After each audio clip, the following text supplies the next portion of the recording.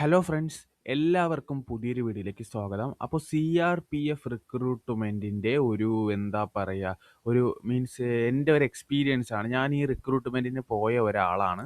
CRPF recruitment experience ചെയ്തിട്ടുണ്ട്. Tradesman പ്രതീക്ഷിക്കാതെ വന്ന് എക്സാം എഴുതി അതിൻ്റെ ഫിസിക്കൽ ടെസ്റ്റ് എല്ലാം കിട്ടി ഉള്ള കാര്യങ്ങളും മെഡിക്കലും ഒക്കെ അറ്റൻഡ് ചെയ്തിട്ടുണ്ടായിരുന്നു. അപ്പോൾ ആ ഒരു എക്സ്പീരിയൻസ് ആണ് ഞാൻ ഇന്ന് നിങ്ങളിലേക്ക് ഷെയർ ചെയ്യാൻ പോകുന്നത്. ഓക്കെ, അപ്പോൾ ഇത് വലിയൊരു ഇമ്പോർട്ടൻസ് കൊടുത്ത് വേണം നിങ്ങളിത് പഠിക്കാൻ. നമ്മൾ ചാനലിൽ തന്നെ ഇതിൻ്റെ വീഡിയോസൊക്കെ, ആപ്ലിക്കേഷൻ വീഡിയോ, റിക്രൂട്ട്മെൻറ്റിൻ്റെ വീഡിയോ ഒക്കെ ഇട്ടിട്ടുണ്ട്. നിങ്ങൾ അത് കണ്ട് അപ്ലൈ ചെയ്യുക.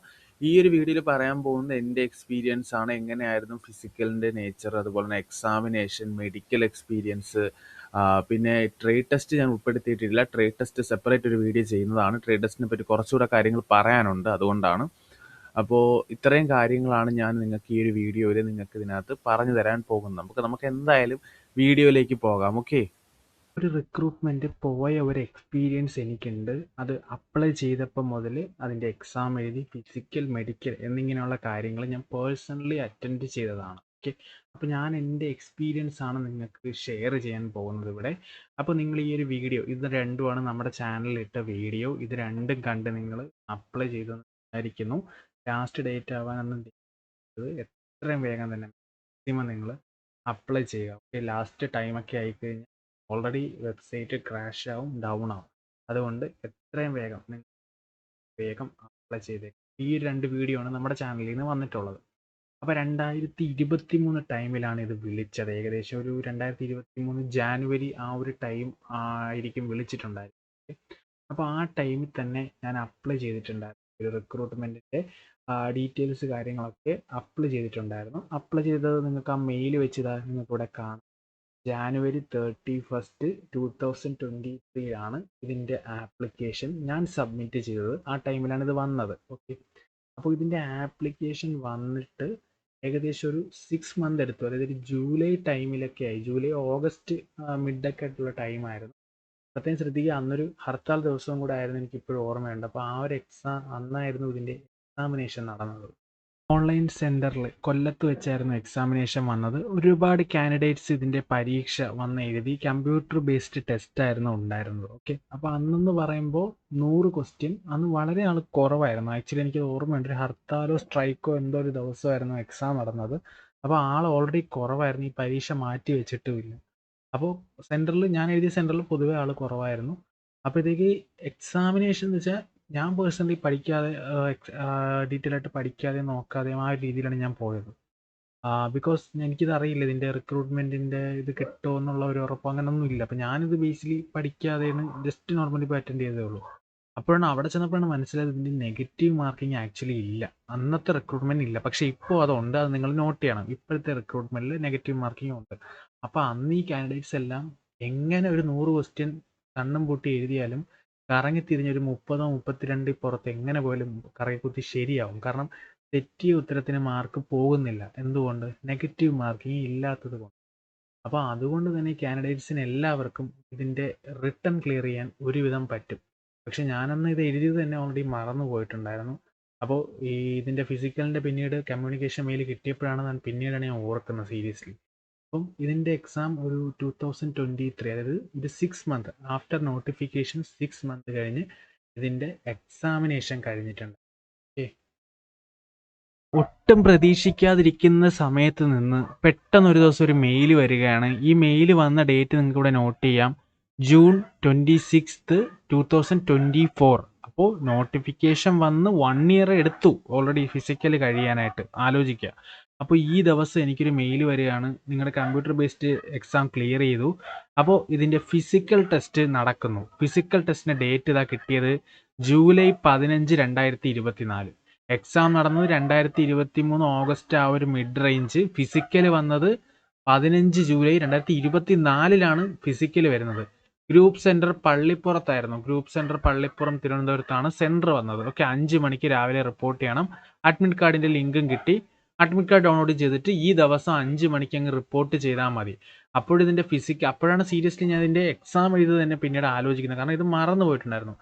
പിന്നീട് അങ്ങനെ ഫിസിക്കൽ ഡീറ്റെയിൽസ് നോക്കിയപ്പോൾ വെറും 1.6 10 മിനിറ്റുള്ള സഫായി കർമ്മചാരിയാണ് ഞാൻ അപ്ലൈ ചെയ്ത പോസ്റ്റ്. അപ്പോൾ അതിൻ്റെ കട്ട് ഓഫ് ഞാൻ ഇന്നലെ വീഡിയോ ചെയ്തപ്പോൾ നിങ്ങൾ കണ്ടാണ്, അതിനൊരു 42 ആ റേഞ്ചൊക്കെ കട്ട് ഓഫ് വന്നിട്ടുണ്ടായിരുന്നു. ഓക്കെ, അപ്പോൾ അങ്ങനെ ഈ ഒരു ഫിസിക്കൽ ടെസ്റ്റിന് പോയി 5 മണിക്ക് രാവിലെ റിപ്പോർട്ട് ചെയ്യണമെന്നുണ്ടായിരുന്നു. പള്ളിപ്പുറത്ത് തന്നെയാണ്. അപ്പോൾ നിങ്ങൾ ഈ ഡേറ്റ് ഞാൻ ഈ പറയുന്നതെന്ന് വെച്ചാൽ നിങ്ങളിത് നോട്ട് ചെയ്യുക. ഇത് ഒരു പാറ്റേൺ ആയിരിക്കാം വരുന്നത്. ഓക്കെ, അപ്പോൾ അതനുസരിച്ച് നോക്കിയാൽ മതി. പിന്നെ അതുപോലെ വേറൊരു ബെനിഫിറ്റ് എന്ന് വെച്ചാൽ ഇതിൻ്റെ ഫിസിക്കലിൻ്റെ മെയിൽ വന്നതിന് ശേഷമാണ് ഞാൻ ഫിസിക്കൽ സ്റ്റാർട്ട് ചെയ്തത്. കാരണം എന്ന് വെച്ചാൽ ഫിസിക്കൽ ഓൾറെഡി എളുപ്പമാണ്. 1.6 10 മിനിറ്റ് കൊണ്ട് അത് സ്വാഭാവികമായിട്ട് എളുപ്പമാണ്. ഒരു വലിയൊരു പ്രാക്ടീസിൻ്റെ ആവശ്യം ഇതിന് വേണ്ടി വരത്തില്ല. ഓക്കെ, അതിൻ്റെ പേഴ്സണലി ആയിട്ടുള്ള ഞാൻ എൻ്റെ പെർസ്പെക്റ്റീവാണ്. അത് 1.6 10 മിനിറ്റ് ഉള്ളതുകൊണ്ടാണ് ഞാൻ അത് പറയുന്നത്. ഓക്കെ, അപ്പോൾ അതുകൊണ്ട് തന്നെ ഇത് വന്നിട്ട് ഒരാഴ്ച ജസ്റ്റ് ഒന്ന് പ്രാക്ടീസ് ചെയ്തത് മാത്രമേ ഉള്ളൂ. അങ്ങനെ ഇതിന് നേരെ ഈ ഒരു ദിവസത്തിൻ്റെ അന്ന് നമ്മളെ പള്ളിപ്പുറത്തെ ഗ്രൂപ്പ് സെൻറ്ററിൽ റിപ്പോർട്ട് ചെയ്തു. ഓക്കെ, അങ്ങനെ ഫിസിക്കൽ ടെസ്റ്റ് തുടങ്ങി. സംഭവം എന്ന് വെച്ച് കഴിഞ്ഞാൽ എല്ലാവരും, എൻ്റെ ബാച്ചിലോടി എല്ലാവരും പ്രോപ്പറായിട്ട് ആ സമയത്ത് ഓടിക്കയറിയായിരുന്നു. പ്രോപ്പറായിട്ട്, കാരണം എല്ലാവരും കറക്റ്റായിട്ട്, ഒരാൾ പോലും ആ ടൈം കിട്ടാതെ ആർക്കും പ്രശ്നമൊന്നും വന്നില്ല. കറക്റ്റ് 1.6 10 മിനിറ്റ് അവർ കൊടുത്തായിരുന്നു. ഈ 10 മിനിറ്റിൽ തന്നെ എല്ലാവരും ഓടിക്കേറി. ഇൻ കേസ് പയ്യെ ഓടിയപ്പോഴും അവർ നല്ല രീതിക്ക് പ്രോത്സാഹിപ്പിച്ചും നല്ല രീതിക്ക് മോട്ടിവേറ്റഡ് ആക്കിയിട്ടൊക്കെ എല്ലാവരും എന്തായാലും കയറിയിട്ടുണ്ടാകുന്നു, അത് ഉറപ്പാണ്. അപ്പോൾ എൻ്റെ ബാച്ചിലൂടെ എല്ലാവരും കയറിയായിരുന്നു. ഓക്കെ, അത് കഴിഞ്ഞുള്ള ക്രൂഷ്യൽ ആയിട്ടുള്ള കാര്യമായിരുന്നു മെഡിക്കൽ ടെസ്റ്റ്. മെഡിക്കൽ ടെസ്റ്റിനാണ് നമ്മൾ ഒരുപാട് നേരം വെയിറ്റ് ചെയ്തത്. കാരണം എന്ന് വെച്ച് കഴിഞ്ഞാൽ ഏകദേശം 2-3 ദിവസം വന്നു പോയിരുന്നു. കാരണം ഒരുപാട് ലാഗും ലേറ്റും ആയി മെഡിക്കൽ ടെസ്റ്റ്. കാരണം 2 ദിവസമൊക്കെ കഴിഞ്ഞിട്ടാണ് നമ്മുടെ സ്ലോട്ട് നമുക്ക് മെഡിക്കൽ കിട്ടിയത്. അതും പുറത്ത് നമ്മളെ കൊണ്ടുപോയാണ് ഇവർ മെഡിക്കൽ ടെസ്റ്റ് ചെയ്യിപ്പിച്ചത്. ഒരുപാട് ഫ്രണ്ട്സിനെ കിട്ടി. അപ്പോൾ അവരെല്ലാം നമ്മളെപ്പോലെ തന്നെയായിരുന്നു. ഒരുപാട് ലേറ്റായിട്ട് ഒരുപാട് ടൈം, കുറേ നാൾ 2-3 ദിവസമൊക്കെ അവിടെ നിന്ന് സ്പെൻഡ് ചെയ്താണ് ഈ മെഡിക്കൽ ടെസ്റ്റും കഴിഞ്ഞ് വീട്ടിലേക്കൊക്കെ പോയത്. പ്രോസസ്സിൽ ഈ ഒരു മെഡിക്കൽ കഴിയാൻ കുറച്ച് ടൈം എടുത്തു. അതായിരുന്നു ഏറ്റവും ഒരു പ്രോബ്ലം എന്ന് പറയാൻ പറ്റില്ല, കുറച്ച് നമ്മൾ ബുദ്ധിമുട്ടി. കാൻഡിഡേറ്റ്സ് ഒരുപാട് ബുദ്ധിമുട്ടി ഈ ഒരു മെഡിക്കൽ ടെസ്റ്റിന് അറ്റൻഡ് ചെയ്യാൻ. ഇതിനിടയ്ക്ക് ഒരു ഡോക്യുമെൻ്റ് വെരിഫിക്കേഷൻ എടുത്ത് പറയേണ്ട ഒരു കാര്യമാണ്. ഡോക്യുമെൻ്റ് വെരിഫിക്കേഷനൊക്കെ അവർ കുറച്ച് സ്ട്രിക്റ്റ് ആയിരുന്നു. കാരണം ഡോക്യുമെൻറ്റ്സ് ഒക്കെ മിസ്സായവരെ റിജക്റ്റ് ചെയ്തിട്ടില്ല. അതൊരു നല്ല കാര്യം. റിജക്റ്റ് ചെയ്യാതെ അവർക്ക് ഡോക്യുമെൻ്റ് ഹാജരാക്കാൻ 2-3 ദിവസമൊക്കെ കൊടുത്തു. ചിലർ നാട്ടിൽ പോയി, ദൂരെ നിന്നൊക്കെ വന്നവരുണ്ടായിരുന്നു, കോഴിക്കോട്, കാസർഗോഡ്, അവിടെ ഉള്ളവർ അവരവിടെ പോയി എടുത്തിട്ട് ഒന്നുകൂടെ വന്നു. അപ്പോൾ ഡോക്യുമെൻറ്റ്സ് എന്തെങ്കിലും ഉണ്ടെങ്കിൽ നിങ്ങൾ പെട്ടെന്ന് എടുത്ത് വെച്ചേക്കണം. അത് ഞാൻ പറയുകയാണ്. അവിടെ ചെന്നിട്ട് പിന്നെ ഓടാൻ നിൽക്കരുത്. ഡോക്യുമെൻറ്റ്സ് എന്തൊക്കെയാണെന്നുള്ളത് വേണമെങ്കിൽ വീഡിയോ ആയിട്ട് വേണമെങ്കിൽ ഞാൻ ചെയ്യാം, സെപ്പറേറ്റ് നിങ്ങൾ പറയുകയാണെങ്കിൽ. അപ്പോൾ ഡോക്യുമെൻറ്റ്സ് പ്രോപ്പറായിട്ട് എല്ലാം കൊണ്ടുപോകണം. ആ ഡോക്യുമെൻറ്റ്സ് ഇല്ലാത്തവരെ അവർ റിജക്റ്റ് ചെയ്തില്ല, പിന്നീട് കൊണ്ടാക്കാൻ സമ്മതിച്ചു. വേറൊരു കാര്യം എന്ന് വെച്ച് കഴിഞ്ഞാൽ, ഈ ജനറൽ അല്ലാതെ OBC SC ST വെച്ച് കാസ്റ്റ് വെച്ച് വരുന്നവർക്ക് കാസ്റ്റ് സർട്ടിഫിക്കറ്റ് പ്രൊഡ്യൂസ് ചെയ്യാൻ അവർ പറയും. ഇൻ കേസ് എന്തെങ്കിലും കാരണവശാൽ കാസ്റ്റ് സർട്ടിഫിക്കറ്റ് വാലിഡ് അല്ലെങ്കിലോ എന്തെങ്കിലും ആണെങ്കിൽ അവരെ റിജക്റ്റ് ചെയ്യില്ല, പകരം അവരെ ജനറലായിട്ട് കൺവേർട്ട് ചെയ്യും. അവർക്ക് ജനറൽ കട്ട് ഓഫ് ആയിരിക്കും വരുന്നത്. ഓക്കെ, അപ്പോൾ ഈ എന്താ വെച്ചാൽ അവരുടെ ഈ ഒരു സർട്ടിഫിക്കറ്റിൻ്റെ എടുക്കുന്ന ഡേറ്റ് ഒക്കെ അവർ നോക്കും. എടുത്തതെല്ലാം നോട്ടിഫിക്കേഷൻ വന്നതിന് ശേഷം എടുക്കുന്നതായിരിക്കും കുറച്ചുകൂടെ ബെറ്റർ. അതിന് മുമ്പുള്ളതൊക്കെ വെച്ചാണെങ്കിൽ അവർ അത് റിജക്റ്റ് ചെയ്ത് വിടത്തേ ഉള്ളൂ. അപ്പോൾ കാൻഡിഡേറ്റ്സിന് റിജക്റ്റ് ചെയ്തില്ല, പകരം അവരെന്ത് ചെയ്യും, ജനറൽ കാൻഡിഡേറ്റ് ആയിട്ട് കൺസിഡർ ചെയ്യും. അങ്ങനെയാണ് അവർ ചെയ്യുന്നത്. അപ്പോൾ ഡോക്യുമെന്റ് വെരിഫിക്കേഷൻ അങ്ങനെയാണ്. പിന്നെ ഈ മെഡിക്കൽ എല്ലാം കഴിഞ്ഞിട്ട് പിന്നെ അവർ വിട്ടു. 2-3-4-5 ദിവസം പോയി. 4-5 ദിവസം ഇതിനു വേണ്ടി മാത്രമായിട്ട് നടക്കേണ്ടി വന്നു സീരിയസ്ലി. അപ്പോൾ അങ്ങനെ ഒരു ടൈം കൺസ്യൂമിങ് കൂടെ ആണെന്ന് ഓർക്കുക. SSC ഡയറക്റ്റ് അല്ല, SSC വഴിയല്ല, CRPF റിക്രൂട്ട്മെന്റ് ഡയറക്റ്റ് വഴിയാണ് ഇത് വരുന്നത്. അത് ശ്രദ്ധിക്കണം. അതുകൊണ്ടാണ് ഈ ഒരു പ്രശ്നം.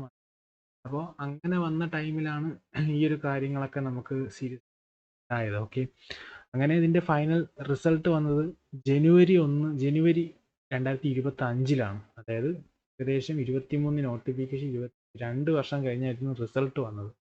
24 ഫിസിക്കലും കടഞ്ഞ് ജനുവരി 25 ഫൈനൽ റിസൾട്ട് വന്നു. ഫൈനൽ റിസൾട്ടിൽ ഫൈനൽ കട്ട് ഓഫിന് ഉള്ളവരെ മാത്രമേ സെലക്ട് ആയിട്ടുള്ളൂ. കട്ട് ഓഫ് ഇല്ലാത്തവരൊക്കെ ഓൾറെഡി മെഡിക്കലും എല്ലാം പാസ്സായപ്പോലും അവർക്ക് ജോബ് കിട്ടില്ല. ഫൈനൽ കട്ട് ഓഫിൽ വന്നാൽ, കാരണം ഞാൻ അപ്ലൈ ചെയ്ത പോസ്റ്റ് സഫായി ആണ്, അതിന് 42 റേഞ്ച് ഫൈനൽ വന്നു, 42. അപ്പോൾ ഞാൻ വേറൊരു കോബ്ലർ പോസ്റ്റൊക്കെയാണ് കൊടുത്തിട്ടെങ്കിൽ ആ ഒരു ജോലി കിട്ടിയാണ്. അപ്പോൾ ഫൈനൽ കട്ട് ഓഫ് വരാത്തതുകൊണ്ട് നമുക്ക് ആ ഒരു ജോബ് കിട്ടിയില്ല. ഓക്കെ, അപ്പോൾ അങ്ങനെയാണ് ഇതിൻ്റെ കാര്യം വരുന്നത്. ഇതിൻ്റെ റിക്രൂട്ട്മെൻറ്റ് വന്നത്. പിന്നെ ട്രേഡ് ടെസ്റ്റ് ഞാൻ സെപ്പറേറ്റ് ഒരു വീഡിയോ ചെയ്യുന്നുണ്ട്. എന്താണ് ചെയ്യിപ്പിച്ചതെന്നൊക്കെ ഉള്ള ഒരു സെപ്പറേറ്റ് ടെസ്റ്റ് നിങ്ങൾക്ക് ഞാൻ സെപ്പറേറ്റ് ചെയ്തു തരാം. ഇതിപ്പോൾ എൻ്റെ എക്സ്പീരിയൻസ് ആണ്, ഞാൻ പോയ എക്സ്പീരിയൻസ് ആണ്. എനിക്ക് ഉണ്ടായതെന്ന് വെച്ചാൽ കുറച്ച് ടൈം കൺസ്യൂമിങ് എടുത്തു. അതാണ് ഒരു എന്താ പറയുക, ഒരു സജഷനായിട്ട് ഇതിൽ വന്നത്. പിന്നെയെന്ന് വെച്ച് കഴിഞ്ഞാൽ നിങ്ങൾ എക്സാമിന് നല്ല രീതിക്ക് പഠിക്കുക. കാരണം ഇതിൻ്റെ കട്ട് ഓഫിൽ മേളിൽ നിങ്ങൾ ഉണ്ടെങ്കിൽ നിങ്ങൾക്ക് ഉറപ്പായിട്ടും കയറാം. ഇതിൻ്റെ കാരണം എന്ന് വെച്ച് കഴിഞ്ഞാൽ ഈ വന്ന റിക്രൂട്ട്മെൻറ്റിൽ കുറച്ച് പേര് SSC-GD കയറി അങ്ങ് പോകും. ഓക്കെ, അതിൻ്റെ റിസൾട്ട് വന്ന് കുറച്ച് കഴിഞ്ഞാണ് ഇതും കൂടെ വന്നത്. അതായത് ബാച്ച് ചിലപ്പോൾ ഒറ്റയ്ക്കായിരിക്കും സ്റ്റാർട്ട് ചെയ്യുന്നത്, അല്ലാതെ. അപ്പോൾ അങ്ങനെയുള്ളൊരു കുറച്ച് പേര് അങ്ങ് പോകുമ്പോൾ നിങ്ങൾക്ക് പിന്നെയും ചാൻസ് കിട്ടും. ഓക്കെ, അപ്പോൾ അവിടെ വന്നപ്പോൾ പറഞ്ഞ വേറൊരു കാര്യം വെച്ചാൽ ഡ്രൈവർ പോസ്റ്റിനൊന്നും ആരും ഇല്ലായിരുന്നു എന്നൊക്കെയാണ് അറിഞ്ഞത്. കാരണം ആളെ കുറവായിരുന്നു, വേക്കൻസി പോലും ഫില്ലായില്ല. അപ്പോൾ അതുകൊണ്ട് അങ്ങനെയൊന്നും വരുത്തരുത്. നിങ്ങളെല്ലാവരും നല്ല എലിജിബിൾ ആയിട്ടുള്ള പോസ്റ്റ് ഉണ്ടെങ്കിൽ അത് അപ്ലൈ ചെയ്യണം. ഇത്രയും കാര്യമാണ് എനിക്ക് നിങ്ങളുടെ അടുത്ത് പറയാനുള്ളത്. ഇനി ട്രേഡ് സിലബസ് മറ്റു രീതിയിൽ എന്തെങ്കിലും വീഡിയോ നിങ്ങൾക്ക് വേണമെന്നുണ്ടെങ്കിൽ നിങ്ങളൊന്ന് കമൻറ്റ് ചെയ്തേക്കണം. Thanks for watching the video. Have A nice day.